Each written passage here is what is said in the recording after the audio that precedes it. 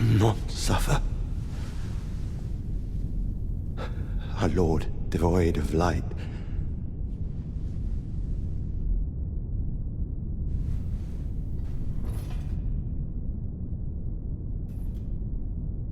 No, Mother, forgive me. Messmer the Impaler, son of Marika, is a complex figure in Elden's history. A ruthless assassin responsible for destroying an entire civilization, a religious fanatic with an unrelenting thirst for vengeance, the forgotten son of Marika, who sacrificed his royal life in Lando to embark on an endless crusade.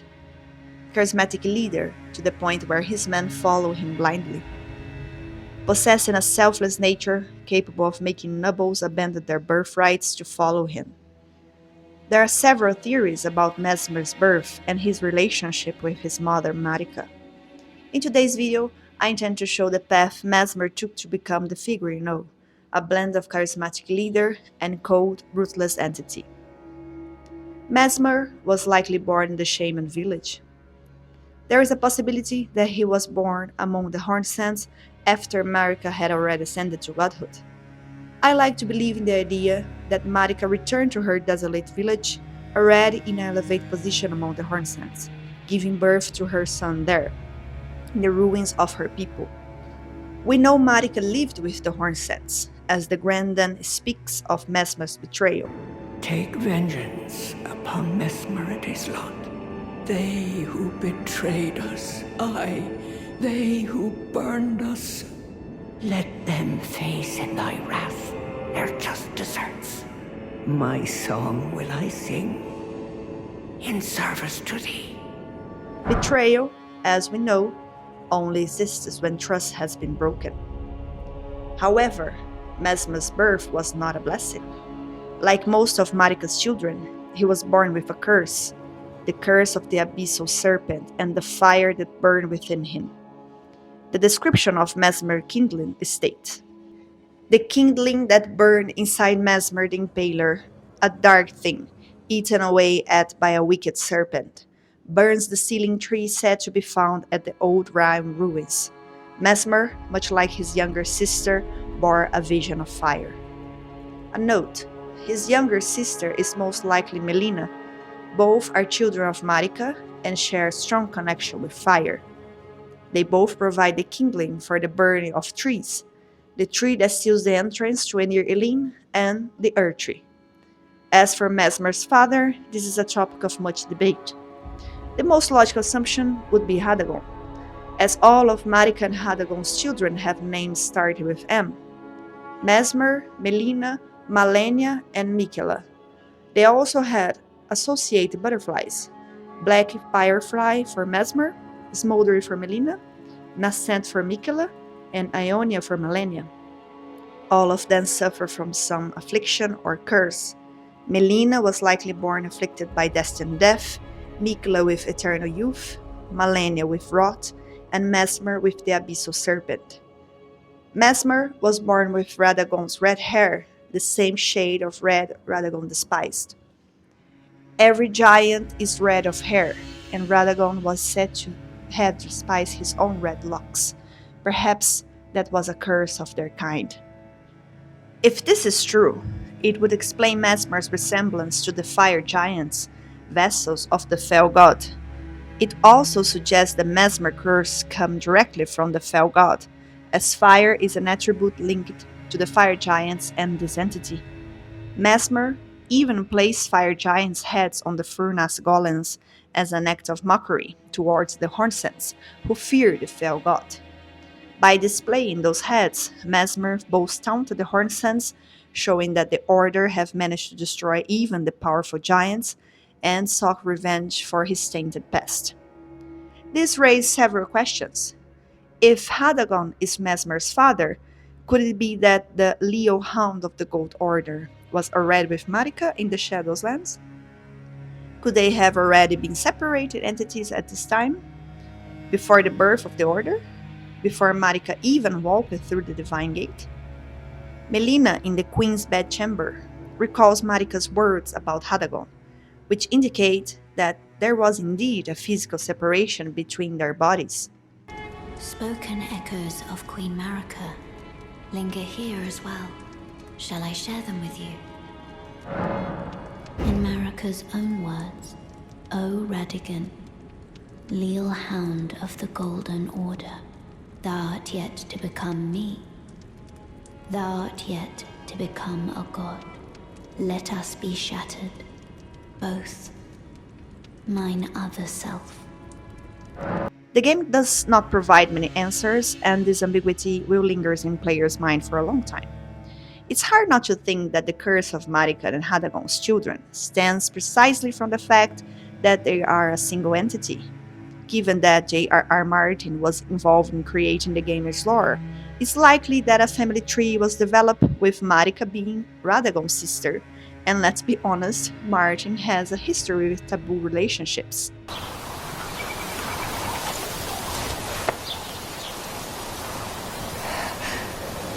The things I do for love. However, when considering curses, afflictions, and diseases, all of Marika's children were born with some form of sin, regardless of the other parent. Her children with Godfrey, the Omen children, were born with the Crucible's mark, or curse, and were abandoned. The 7 wandering mausoleums carry Marika's unwanted child, as stated by the ghost found in the Weeping Peninsula. This does not necessarily indicate a curse, but rather a child unwanted for some reason. The only one who seemed perfect was Godwyn the Golden, the heir to the throne, and we all know how that ended. It's also possible that the Horned Sands managed to curse Marika and her children. Upon arriving in the Shadowlands, we encounter a ghost who reflects darkly. I know, all your resentment lingers yet, the raw stuff from which I shall surely forge a curse, upon the dastard Messmer's head, upon Marika's children each and all. The Hornsand Granddam herself speaks ominously.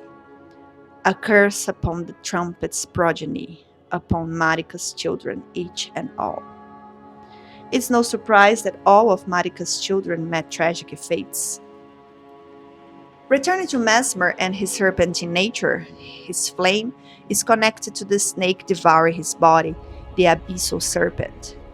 His flames, like serpents, the painful fate that accompanies his accursed form. Of course, a mother would feel her child's pain, and Marika sought to ease his suffering by creating the flasks called Blessings of Marika. A special physique blessed by Marika, the Queen of the Earth Tree, completely restores HP and heals all ailments. Marika once created several of these physiques for Messmer's fake, but never again. Why never again? Probably because Marika, though unable to rid her son of his curse, managed to control it by placing a golden seal over one of his eyes.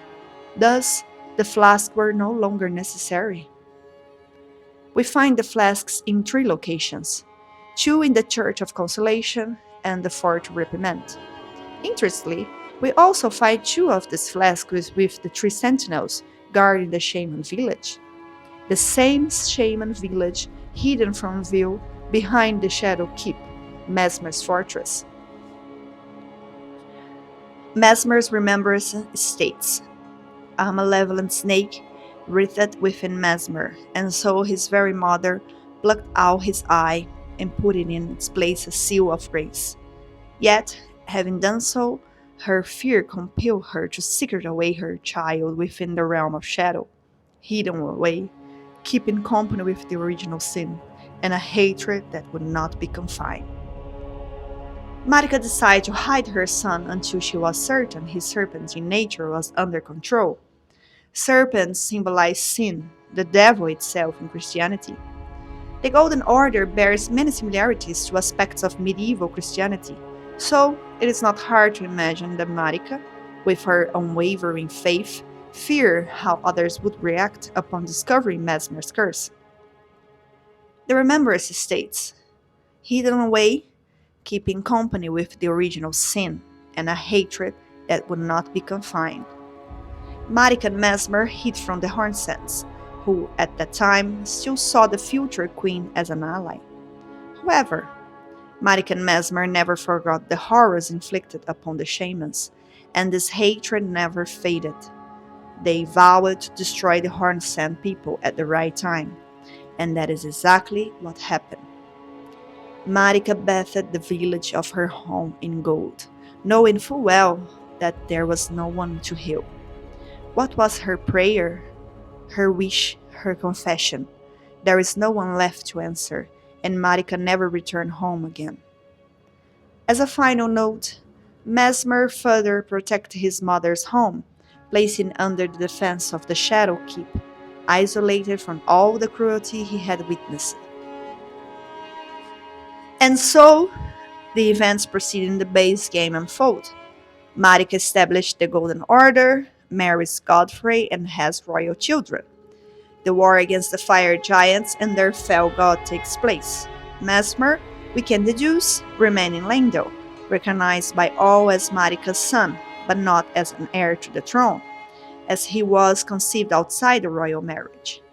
We know this from the serpent crest shield, which states, "A finely made red shield, featuring an engraving of a winged serpent, excels at guarding against fire," said to have been made to commemorate the beginnings of the crusade started by Messmer, son of Marika. This was not an uncommon situation among medieval nobility. Bastard children often live alongside their legitimate family members, enjoying privileges but never ascending to the throne. Sending Messmer to war would have been a strategic way to remove him from the line of succession.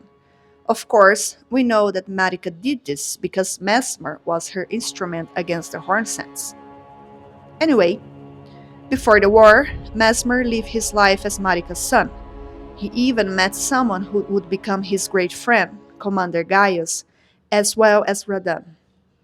I will talk about Messmer's friendship and possible romances later. What matters now is that Messmer and Radan knew each other, with Messmer being seen as a sort of older brother to the lion. This is the first sign that Messmer was a charismatic figure, since Radan is depicted as a respected general, a leader beloved by his soldiers. He would hardly be close to someone hateful. Finally, Messmer is sent to the Land of Shadow, and his crusade against the Hornsents begins. He is still beloved by the people of Lando, as we can deduce from several details. 1. The Fire Knights came from the wealthy families of the kingdom, and it would have been impossible for these families to allow their sons to serve under someone of questionable character. Each and every knight hailed from a renowned family of the Earth Tree's upper echelons, but were shunned and chased from their home after pledging alliance to Messmer as their master. In my video about the Fire Knights, I explain in more detail who those figures were and what they meant to Messmer's army. 2. The beginning of the crusade was celebrated, as seen in the Serpent Crest Shield's description, said to have been made to commemorate the beginnings of the crusade started by Messmer, son of Marika. 3. The armor of Messmer's soldiers, worn down from the prolonged crusade, had golden stitching, indicating they were respected. Gold is not a common material and can be seen as a symbol of purity and divine protection, representing the blessings of the Earth Tree. 4. Relana, Carrier Princess, accompanied him on the crusade with the support of her sister, the Carian Queen Renala. After all, we know from Renala's helm description that her older sister gave her a piece of her lustrous black hair as a farewell gift. The motives for the crusade mirror those seen countless times in human history: to destroy an enemy whose faith is offensive to the other, to eliminate those deemed blasphemous, preventing their influence, to wipe out a society considered uncivilized or even threatening. Justifying the crusade by claiming that the Hornsents worshipped the Crucible, a belief deemed blasphemous by the Earth Tree, seems obvious. Using blind faith to justify the extermination of entire populations is nothing new to humanity. Messmer carried out his mother's dirty work, and she never set foot in the land of shadow again. His love for her was too great for him to break his promise, and so the Horned Sands were annihilated.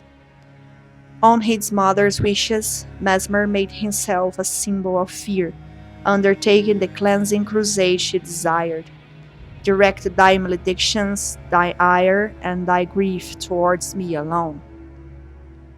At some point, I believe the horrors of the crusade reached the powerful men in Lando, and they also discovered Mesmer's curse.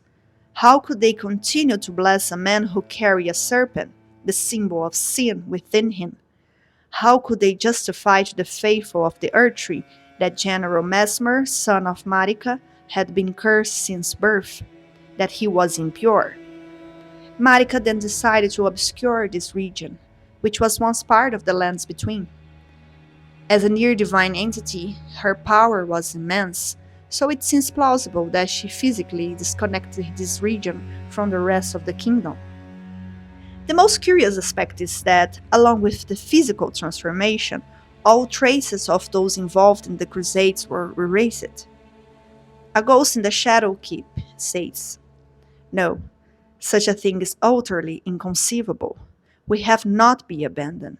Messmer is the son of Queen Marika. Her grace will never abandon her own flesh and blood." We find no records of Messmer, Relana, the Fire Knights, or the Black Knights. No mention in Lando or anywhere else that these people were once part of Earth Tree society. They were all forgotten, erased from history. The Land of Shadow, a place obscured by the Earth Tree, where the goddess Marika first set foot, a land purged in an unsung battle, set ablaze by Messmer's flame. With his true nature revealed, Messmer also suffered losses within his army. Many of his Black Knights abandoned him, but the Fire Knights remained loyal, as did Relana.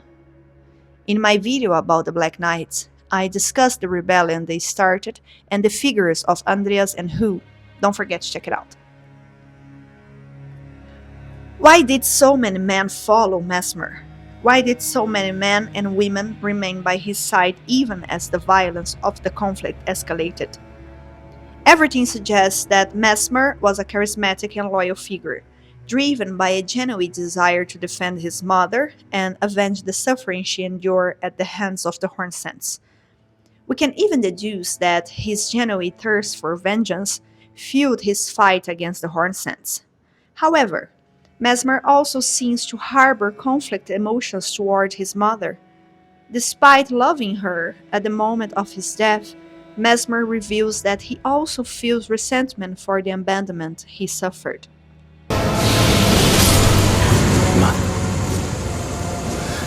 Marika, a curse upon thee.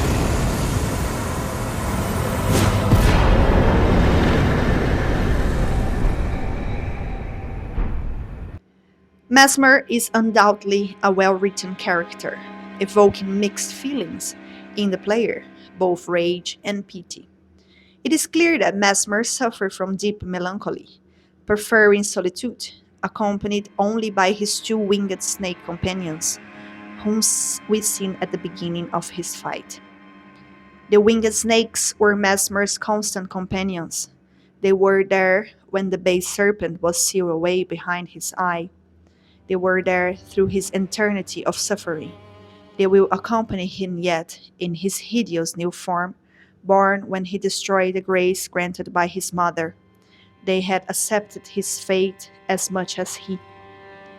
Alone in the Shadowland, far from Marika's blessing, Messmer's abyssal serpent grew even stronger, and so did his suffering in carrying an endless curse. Messmer despised his own fire. Time and time again he hoped to rid himself of it, but ever did it burn. Perhaps he preferred solitude out of fear that his curse would be discovered and that his men would abandon him, as in fact they did. And yet men remained by his side, exile from the Earth Tree's blessing for following a tormented man. Among these men were the Fire Knights, loyal scholars who understood Messmer's pain. They were so devoted that they studied the origins of Messmer's flame in an attempt to help their general. Their efforts to understand how Messmer lived with the abyssal serpent ultimately failed, but we know of some consequences of their studies, such as the corpses resurrected by Fire Knight Vego. Even with the Black Knights, we get a glimpse of Messmer's personality. Although Andreas and Hugh were punished for no longer accepting Messmer as their general, we know that Marika's son mourned the loss of a brother in arms. Another indication that, despite being an enemy of the Tarnish and a murderer, Messmer was not devoid of emotion. Two characters and bosses reveal even more about who Messmer was: Commander Gaius and Relana. Gaius can be considered Messmer's friend, as stated in the Remembrance of the Wild Boar Rider. Both were as elder brothers to the lion, and both were cursed from birth. In spite of, or perhaps because of this very reason, Gaius was both Messmer's friend and the leader of his men. Both were cursed from birth, Messmer with the Abyssal Serpent, and Gaius was an Albinarch warrior, meaning he was unable to walk and rely on his boar Gaea for mobility. Albinarches are artificial life forms, possibly created by the Eternal Cities or the Raya Lucari Academy. First-generation Albinarches are melancholic humanoids, born with defected legs, preventing them from walking, and many lack legs altogether. They face discrimination from humans, and possibly even from the Golden Order, as suggested by the Albinarch Pot. The Knights of the Cuckoos do declare, "Behold, thy vile blood, unlike any humor that flows in our grand realm." Because of such suffering, they seek peace in a promised land represented by Mikila's Helic tree. Gaius also suffered mockery from being an Albinautic. At some point, he was given iron greaves, armor he obviously could not wear. We find this pair of greaves in the Albinautic shack, after defeating a single Albinautic archer riding a wolf. Black iron greaves made for Commander Gaius. A cruel joke, for he could not wear them. Riding atop the boar he called his other half, Gaius was in fact a warrior of Albinautic extraction. It is clear why Gaius would become friends with Messmer. He likely understood his suffering and curse even before the exposure that Marika's son endured. The two outcasts. We also know that Gaius studied gravity manipulation sorcery with the same Alabaster Lord who taught Radahn. This relationship even fostered a sort of friendly rivalry between the two students. The Blades of Stone Sorcery states, "Gravity manipulation sorcery of Commander Gaius." Gaius and Radahn were good rivals in their youth, and the sorcery is a product of their friendly competition. Gaius learned gravitational magic to become a powerful warrior, although most Albinarchs we encounter are archers who can only mount wolves. Gaius did not want that. He wanted to be a commander, a warrior capable of promoting both fear and respect. Again, everything you know about Radahn suggests that the general was not of ill character. He knew how to choose those close to him. We can even deduce that Radahn, Gaius, and Messmer lived together in association. Finally, Gaius and Radahn share another trait. Both were deeply attached to their mounts. Radahn's horse, Leonard, and Gaius' boar, Gaea. I just find this adorable. And what can we say about Relana, princess of the Carian royal family, or Relana, twin moon knight? Relana was an aristocrat and a warrior, the younger sister of Renala. Why did Relana renounce her royal status? Well, she would only inherit the throne upon her sister's death. However, with Rani's birth, the line of succession changed, placing her at the bottom. There weren't many paths to power for the young princess with Carian royalty. I believe Relana was also the opposite of her sister, preferring action over academic study. Of course, she was an intellectual. Her spell, Relana's Twin Moons, required 72 of intelligence. After all, she was Renala's sister, and both share an interest in magical studies. Everything suggests that the sisters had a good relationship, and Renala gave her younger sister a piece of her lustrous black hair as a farewell gift. Additionally, Relana left with an entourage of sorcerers, trolls, and knights, all of whom served the Carian royal family and chose to follow their leader. As stated in Renala's cameo, engraved as a reminder of the unparalleled devotion of those who left their homelands to serve Relana. By your leave, we will accompany you wherever your lunar vessel takes you.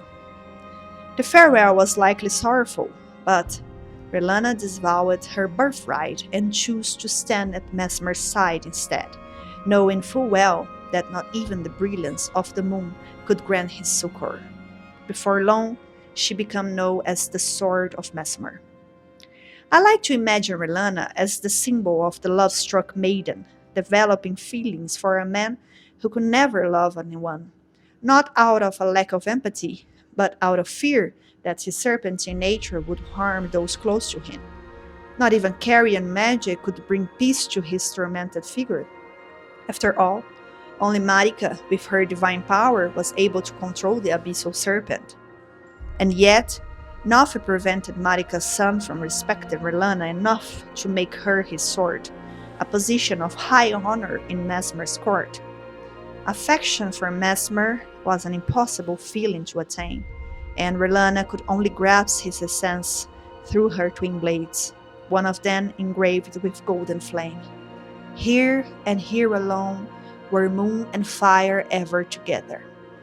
Perhaps the sword was a gift from Messmer, a beautiful token with a lot of meaning for the love-sick princess, the only way he could show gratitude to someone who followed him so far, abandoning her family and lineage. The saddest part? That both Relana and Renala were unfortunate in love, both tied to red-haired men, and both met tragic, lonely ends. And so went Messmer, a hero consumed by the curse that devoured him, and yet he still managed to inspire so many men and women to follow him blindly. A charismatic figure who sacrificed everything for the love of his mother, the very same mother who abandoned him to misfortune. Despite all his cruel and unjustified acts, Messmer remains one of the most complex characters in Elden Ring's lore. If you enjoyed this video, don't forget to like and subscribe for more lore content. See you next time!